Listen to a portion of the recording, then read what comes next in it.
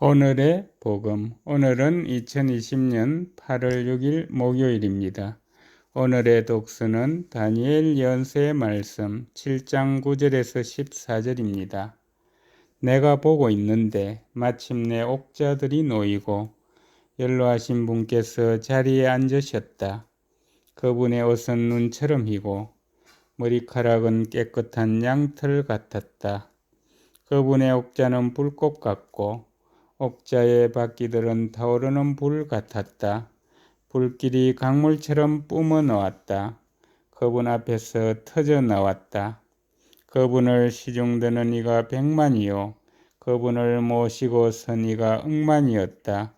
법정이 열리고 책들이 펴졌다.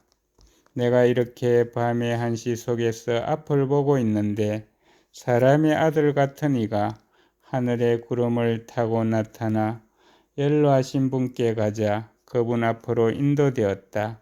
그에게 통치권과 영광과 나라가 주어져 모든 민족들과 나라들, 언어가 다른 모든 사람들이 그를 섬기게 되었다. 그의 통치는 영원한 통치로서 사라지지 않고 그의 나라는 멸망하지 않는다. 주님의 말씀입니다. 오늘의 복음은 마테오가 전한 거룩한 복음 17장 1절에서 9절입니다. 그 무렵 예수님께서 베드로와 야고보와 그의 동생 요한만 따로 데리고 높은 산에 오르셨다. 그리고 그들 앞에서 모습이 변하셨는데 그분의 얼굴은 해처럼 빛나고 그분의 옷은 빛처럼 하얘졌다. 그때 모세와 엘리야가 그들 앞에 나타나 예수님과 이야기를 나누었다. 그러자 베드로가 나서서 예수님께 말하였다. 주님, 저희가 여기에서 지내면 좋겠습니다. 원하시면 제가 초막셋을 지어 하나는 주님께, 하나는 모세께, 또 하나는 엘리야께 드리겠습니다. 베드로가 말을 채 끝내기도 전에 빛나는 구름이 그들을 덮었다. 그리고 그 구름 속에서 이는 내가 사랑하는 아들, 내 마음에 드는 아들이니 너희는 그의 말을 들으라 하는 소리가 났다. 이 소리를 들은 제자들은 얼굴을 땅에 대고 엎드린 채 몹시 두려워하였다. 예수님께서 다가오시어 그들에게 손을 대시며 일어나라 그리고 두려워하지 마라 하고 이르셨다. 그들이 눈을 들어보니 예수님 외에는 아무도 보이지 않았다. 그들이 산에서 내려올 때에 예수님께서는 그들에게 사람의 아들이 죽은 이들 가운데서 되살아날 때까지 지금 본 것을 아무에게도 말하지 말아라 하고 명령하셨다. 주님의 말씀입니다. 오늘의 묵상은 박기석 사도 요한 신부님께서 해주십니다. 오늘 복음에 나오는 높은 산을 학자들은 헤르몬산 아니면 타보로산으로 추정합니다.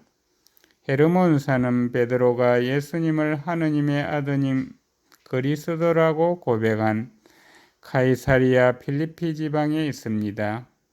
따라서 베드로의 신앙 고백과 주님의 거룩한 변모가 바로 이어질 수 있는 지리적 이점이 있는데 산의 높이가 2814m에 이릅니다. 그러나 교회 전통은 높이 575m인 타보로산을 주님의 거룩한 변모 장소로 말하고 있습니다. 예수님께서 사셨던 나자렛과 가깝고 당시 초기 교회의 성지순례 여정의 불편함을 들어주었기에 일반적으로 그렇게 여겼습니다. 그러나 산의 정확한 위치나 높이보다 산에서 이루어진 주님의 거룩한 변모의 의미가 우리에게는 더 중요합니다. 예수님께서는 베드로, 야고보 그리고 요한만을 데리고 산에 오르셨습니다. 그들이 거기에 있는 동안 예수님께서는 율법과 예언자의 상징인 모세, 엘리야와 대화를 나누시며 진정 영광스러운 모습으로 변모하십니다. 주님의 거룩한 변모는 제자들에게 하느님의 영광을 맛보게 하고 하느님의 아드님이신 예수님과 함께 걸을 때 그들이 인식해야 할 주님을 엿보게 합니다. 따라서 우리는 그 영광을 보지만 동시에 사람이 되신 말씀께서 십자가에 달리실 때의 깊이를 생각해야만 합니다. 그분께서는 하느님의 모습을 지니셨지만 하느님과 같음을 당연한 것으로 여기지 않으시고 오히려 당신 자신을 비우시어 종의 모습을 취하시고 사람들과 같이 되셨습니다. 이렇게 여느 사람처럼 나타나 당신 자신을 낮추시어 죽음에 이르기까지, 십자가 죽음에 이르기까지 순종하셨습니다.